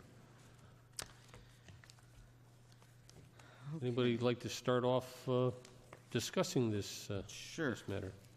Mr. Solhavy, you're up Okay, first. I'm up. Okay, let's talk about this, and I really would like to get my copy of the regulation in front of me, but I'll talk in somewhat general terms for the beginning. You know, just a little bit of history on the property that we have to talk about, and that's specifically that this is not the first time the property has come before the zoning commission. During my previous time on the commission, there was another proposal, exact same property, smaller piece of it because there's another part of the property that was not subject to this particular petition. That's the area that actually is closer to the fire department and goes forward, goes along that narrow strip down to Orinoco Lane. And it was a similar, as they said, a village concept that was being proposed, and it was a much smaller number of units, but still quite intense for the area. And eventually, I think through a court settlement, if I'm not mistaken, that it was, the commission reluctantly agreed to it. One thing that I remember was not very positive about it was that we were clear-cutting an awfully large amount of territory within that parcel, if not the entire thing. And then we've always known, and I've always known, having been the former councilman for that district, that this area has a very active water table. It just does. And I think a lot of the testimony that you saw presented regarding that indicates how the interactions with the land and the water and the presence of wetlands, known and unknown, has always been a concern, and the way that the water flows in there. Eventually, the project itself was not constructed. The approval had expired, and as my very last act before leaving the commission the first time in 2013, I think it was, we repealed the regulation that allowed that type of development. And so now here we are, we have another regulation proposal, except that instead of taking into account the previous concerns and making it less intense, we've actually gone and made it more intense, or it's being proposed to be even more intense. So that's some of the history of that area. So passage of the regulation as proposed creates numerous issues, and I'll highlight a few of them that I think are most relevant for us. We've talked about density, and when you have density, you know, of the amount that's proposed in this proposal, lots of other things start coming into light. For example, the ability to access the houses coming through James Farm Road. And I think the descriptions of the roads were good. In the opinion of the traffic engineer, is this a well-maintained road? Absolutely. Is this something that can handle much more traffic than it does? Very much so, yes. However, let's not kid ourselves. This is not a country road. It does get a very large amount of traffic. It is a two-lane road. So there is no ability for people to go into a second lane. There is no shoulder to speak of. So if you are trying to have people going in or going out, they have to wait for cars to pass in a very orderly fashion. And if we needed a better explanation as to how much traffic is, the one thing that I think was extremely beneficial was the videotape presented by Attorney Kubik that actually showed what the flow looks like in not abstract terms, but in real life video that we could all see and understand. And to people that live in that area, that'll come as no surprise to them how much traffic it comes, and the difficulty with the lines of sight going between the intersection, which is a ways away, and what would actually be the entryway to the facility itself. I mean, the development itself. There was some discussion of the mailboxes. Obviously, that can be moved, not a big deal. But it's the flow of traffic in and out of the number of units that are going to be in this area that I think poses considerable disruption and a potential safety issue for the motorists, the residents, the people living in that area. That has to be addressed, because it is heavily traveled, and there's cars that are a large rate of speed. If the speed was not a concern, we need no more evidence to look at that than to understand that the police actually use that as an area for speed reduction, not necessarily an enforcement area, but an area where they've had put one of those "your speed is" signs that goes to try to warn people that they actually were coming down that road at a large rate of speed. And it also, depending on which way you're going, you're either going uphill or downhill, which increases probably the speed that you're going to want to be looking at. The density of the houses and the turning radiuses and ability of our the vehicles, the emergency response vehicles to get in there is a huge concern. We want to, with that many people living in an area, you're going to want to make sure that we can get to it. But it's very narrow, very tight. They can actually bring it down to certain areas, how they want to, somewhat safer, but still. I mean, why are we always dealing with this in that neighborhood? It's like every time that we have a proposal that's in front of us, it is overly dense and potentially could be affecting the safety of the people involved in there, because the most basic service that our town has to provide, which is the ability to provide emergency services, is compromised or taken to an extreme, an unreasonable extreme, to say, okay, well, if this one will barely make it into this and be able to circumnavigate the very tight roads that are being proposed in there. They're incredibly dense. You're going to have a large number of vehicles on a very, very small area. So all the potential residents of this area, because seconds and minutes matter when somebody's lives are at stake or when they're trying to respond to an emergency situation, we're just putting all of that in jeopardy. As far as the environment,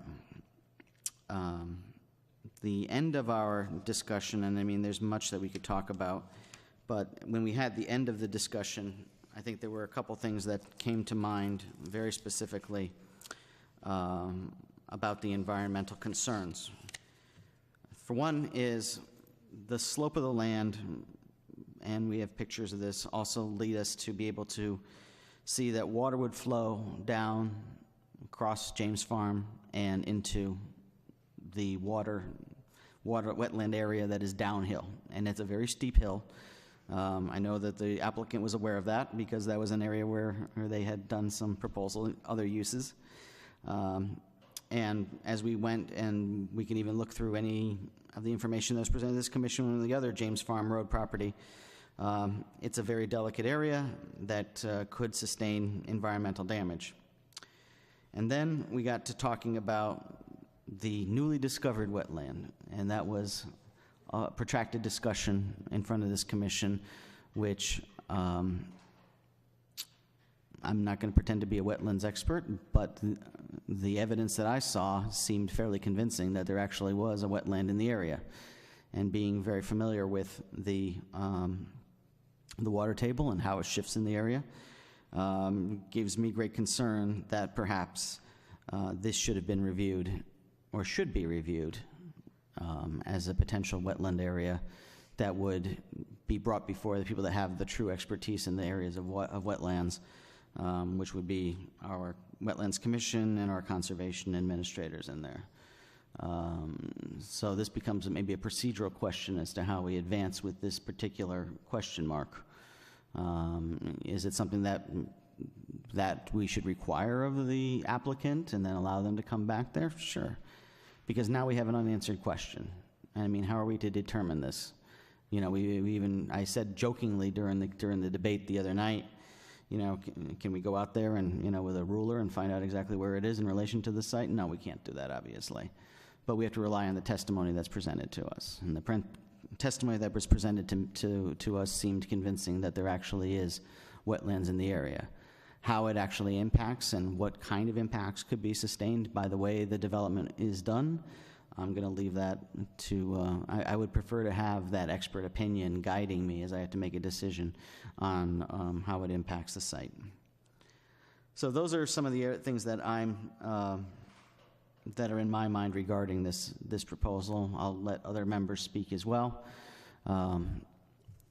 But every time that we come through an 8-30G, and we've done several of them since this commission started sitting in the last year, the question's always is, does the need for affordable housing and our goal to get to that magical 10% outweigh the health and safety problems that could be presented? And I'm probably phrasing this indelicately, but that's always what the question we actually have to determine.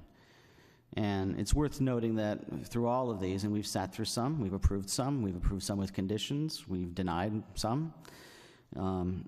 Every one of these actually puts us further behind our 10% goal, just because of the way this very, very strange 8-30G law affects the municipalities. So are we willing to damage public health and safety, damage our environment, all for the sake of putting ourselves back even further behind the state-mandated goal? And we've heard of that. Obviously, we know there's a lot of consideration for what actually does constitute affordable housing. And if we take the layman's definition of it, there is a great amount of stock in Stratford's affordable housing. Is it by the way that it's been defined by statute? Some is, some isn't. Are we following the spirit of the law to make Stratford an affordable community? Obviously, everything that we've been doing for the last few years in improving some of these has been taking steps to get us further to that point where Stratford is an affordable community. So that's our question in front of us. Is this a sufficient proposal? Are there questions? Absolutely. Do we have information that out there? Is there information out there that we still need? Expert testimony? Absolutely. Is it worth giving an approval that could jeopardize public health and safety? I'm thinking it isn't. So those are what I'm thinking of, and I'll let other members speak and see where they think. Thank you. Mr. Henrik. Yeah, so as far as the development itself, I'll save my comments in regards to my thoughts on the development within the property, which I've got a number of concerns on. In our paperwork, we had received some things as to the text amendment ask, will we allow this type of development in this community?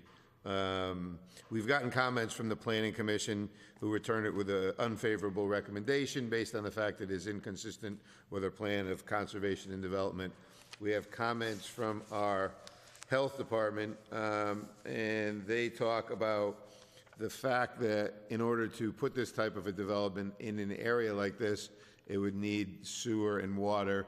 Most of the properties, surrounding properties, are serviced by septic and well, and to do that type of development in an area like that could critically jeopardize the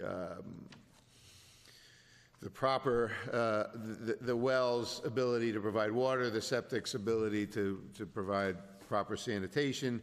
Our Planning and Zoning Commissioner, Mr. Urbanski, had a lot of concerns with it as well. So to use some of those comments as our guideline as to whether or not we should allow a development like that in a neighborhood like this kind of gives us a direction. I believe that putting a development like this in a neighborhood like that is grossly overdeveloping a small piece of property. It's not a fit for that type of a neighborhood. The traffic is a nightmare on that road already, and to say that trying to dump 50 to 60, even another 30 to 40 cars out during peak hours would not have an impact on the safety on that road. I have a hard time believing that. As I said, I don't think it's suited for that type of neighborhood. I think it's an overdevelopment of that property no matter where it is, but especially to develop a property to that extent in a neighborhood where typically your acreages are an acre above, I think does not fit into the community. I am in favor of development, but I don't believe this is smart development. I don't think, again, putting these types of properties in that type of neighborhood fits the neighborhood. It creates health hazards, it creates safety hazards. And for those reasons, I don't think, just as far as the text amendment, I don't think, again, that type of development is warranted in that type of neighborhood. And so I can't support a text change that would allow that type of overdevelopment. As far as my concerns with the development itself, I'll comment on those on one of the following motions. Okay, any other comments? At this time, I agree wholeheartedly with Mr. Solhavy and Mr. Henrik's comments. No need to duplicate any more of what they had to say. Any other actions or comments that anybody would like to make on any one of these?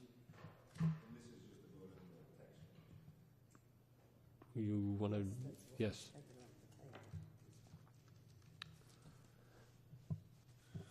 Mr. Urbanski. I would just make the recommendation to the commission that whichever way you folks decide to vote on the text amendment and the zone change, to be sure to cite its either its consistency or inconsistency with the plan of conservation and development, as that is the standard for which we should be evaluating both the text amendment and the zone change. what he said. in addition to some of the other comments that you've mentioned.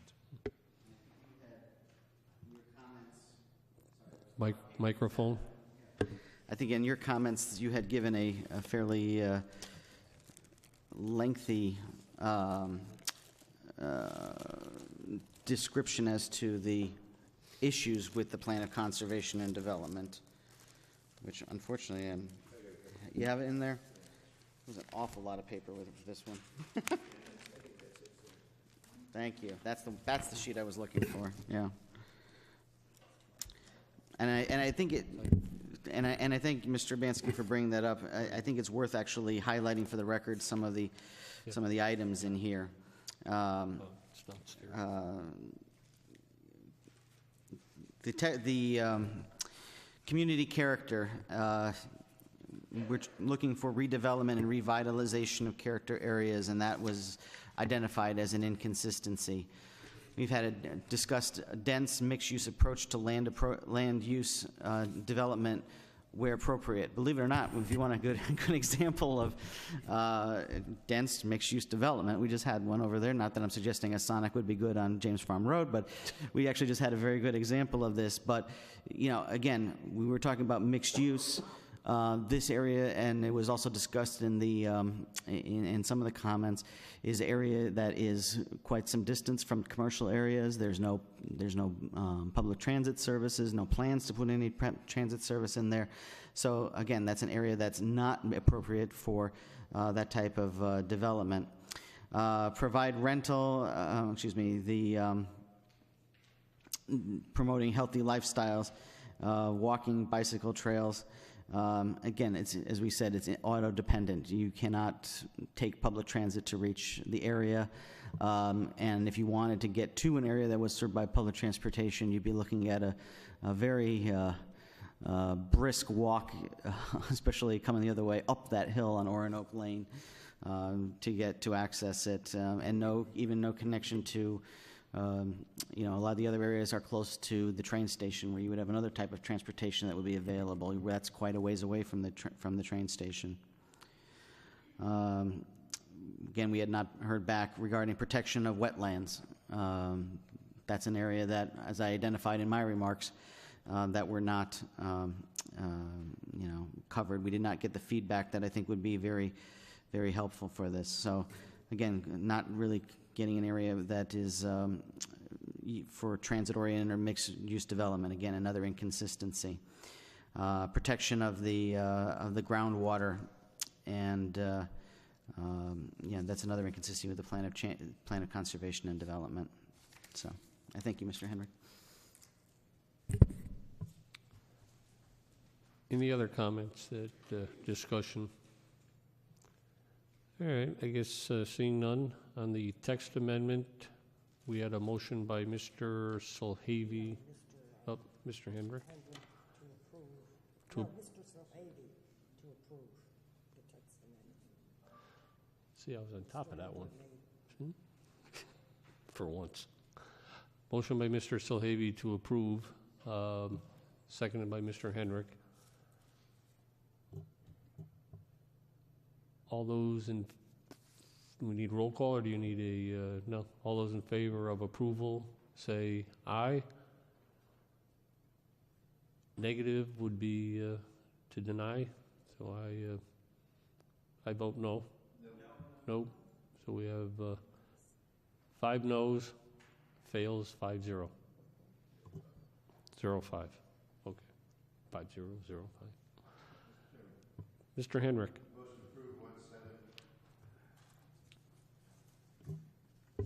Motion to approve 170 Orinoco Lane, 1180 James Farm Road, Rogalis LLC, change the zone from an RS1 to the proposed Orinoco Village District. Motion by Mr. Hendrick. Do I have a second? By Ms. Manis. All those in favor? Oh, discussion? No, discussion first. Mr. Chairman. Yes. Take it off the table. Okay. For all the same reasons we've discussed, I can't support this, and the fact that we've just denied the text change allowing this to happen, and I think that would be a necessary piece of the legislation to allow this to move forward. So since that request was denied, then I think it's a moot point to some extent, although we do need to vote on it. Correct. But for all those reasons, I believe that we cannot support this change. Mr. Solhavy, you have anything further to add? No, that's absolutely, correct, that it's now somewhat moot. Although I was just looking here, and one other item that I just is worth mentioning when we talk about, health and safety, even if there weren't the issues regarding the particular regulation. It's not just the people that would be living in the area that would be put in potential jeopardy, just because of the way that the land is laid out there. With the parkway, there's really only two ways you can actually get in there. One is being through the James Farm Road bridge over the Mirror Parkway, and then the other one's Roanoke Lane. And should construction and laying of utilities and so on be involved, it's going to change the transit times for anyone that's served by the Roanoke Lane Firehouse. And there are several, that was pointed out in one of the maps that was placed into evidence, several higher density properties in the area, not necessarily affordable, but right in the 15 Warner Hill, and it would actually add several minutes onto the ability of our vehicles to reach those areas too. So there are potential other liabilities for public health and safety. So yes, we should be rejecting this. Thank you. Mr. Urbanski? And I missed some of that, so I just wanted to make sure that the commission's clear. In order to get an 830G approved, you don't necessarily have to have the text amendment and the zone change. This is just a mechanism, I think, for financing. So I know we touched on here that, you may just want to reiterate that you find that it's inconsistent with the Plan of Conservation and Development. You reiterate that. I don't think you need to repeat everything, as well as include your concern about the health and public safety as well. Okay, I can repeat parts of it. Give me that paper. Ditto. No, we're not going to do that. But it is worth repeating, And actually, I think we actually did that once, where we denied a regulation and then actually move forward with the approval of it. So they are two separate questions. And as was in sort of broad strokes, a lot of the inconsistencies, the Plan of Conservation and Development does support the denser mixed-use areas in certain situations. And as we were saying in comments before, that includes areas that have access to public transportation, which is similar to and has paired very nicely, actually, with some of our transit-oriented development. This is a very isolated area that does not receive, and there's no plans to receive public transportation. The Plan of Conservation and Development, just by its very name, conservation, is very concerned with protecting our natural resources and the environment. There was as I said, there was a lot of discussion whether this would actually need the review of the Wetlands Commission. At present, we don't have that information, especially regarding the impact on the wetlands by runoff that's going to go from the proposed property across James Farm, down the hill into the area of Roosevelt Forest, and then whatever impact there is to the wetlands that, unsurprisingly, would be just found considering the very active water table that exists in the area. And then, as we had mentioned there, the safety regarding the heavy amount of traffic in there that appears there, as demonstrated to us very clearly through Mr. Kubik's video. And actually some of the testimony we received about the sight lines and how many feet of distance we would need in order to ensure safe entry and exit from the property to cars going in and out and interacting with the Roanoke Lane, James Farm Road intersection.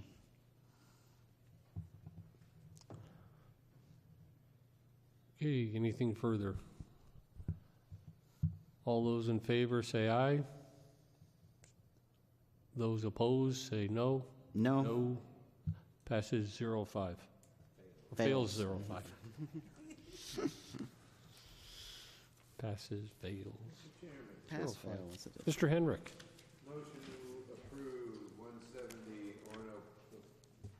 Motion to approve 170 Orinoco Loan, 1180 James Farm Road, Regalis LLC, seeking a site plan review to construct an affordable housing development of 25 single-family homes pursuant to 830G of the Connecticut General Statute on a property located in an RS1 zone. We have a motion by Mr. Henrik to approve. Do I have a second? Second. By Ms. Manis.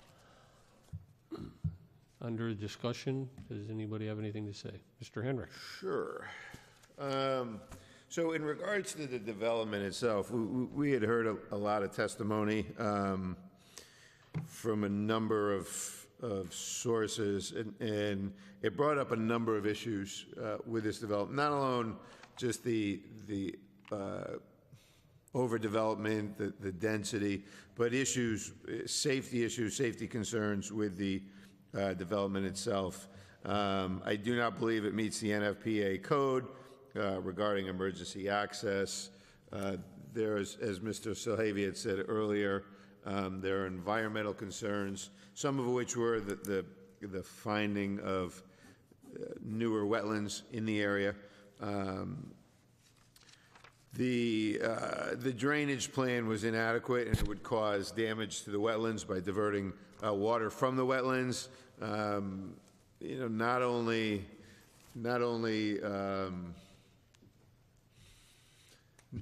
taking water is as detrimental as dumping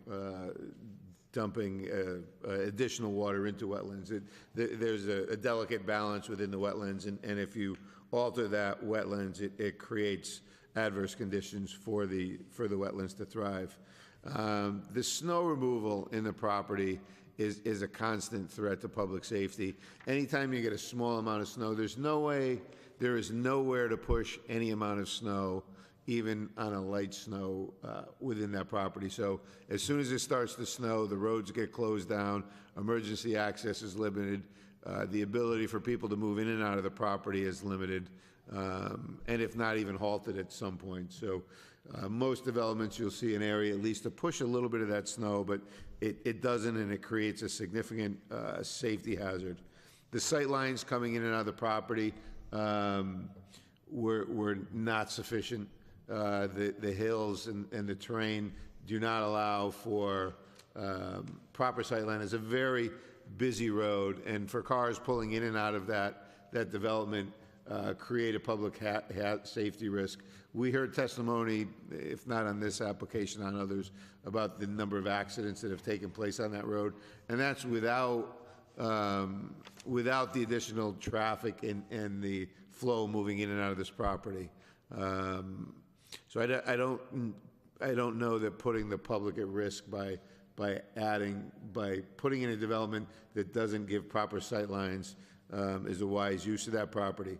Some of those properties were very close to the lot line, so we would need to change some of our zoning regulations to do that. It doesn't allow access, emergency access, or any type of the sort to the back of the properties. When you put your property that close to the property line, our emergency vehicles, fire, and maybe even ambulance or whatever it may be, are not able to get to the back without some special easement of some sort. So if hypothetically another applicant came and put his properties equally as close, it would limit that, and it would hamper public safety. As far as pedestrian traffic through there, there's no continuous sidewalk because of the short length of the driveways. Any car parked in the driveway would block the sidewalk, so any person walking around that development would then have to walk, and especially kids, would have to walk off the sidewalk, walk into the street, around the cars, then back to the sidewalk, or spend the entire time walking down the street. So again, the public safety is compromised by the inability to have a safe place to walk through there. The installation of any of the underground utilities, bringing sewer and water to those properties down James Farm Road would create serious serious safety concerns. It would hamper the ability for fire and ambulance to get down that road while those roads were opened up and trenched. There's no sides of the roads where cars can pull down as they drive past these trenches. We had heard testimony that you need certain distances in the roads to allow cars to pass through safely, and that road is not wide enough to allow the trenching and those safety zones where cars can drive back and forth while any of that trenching is going on. And if that trenching was done, as I had said earlier, it would seriously compromise the well systems that most of the homes rely on for the drinking water.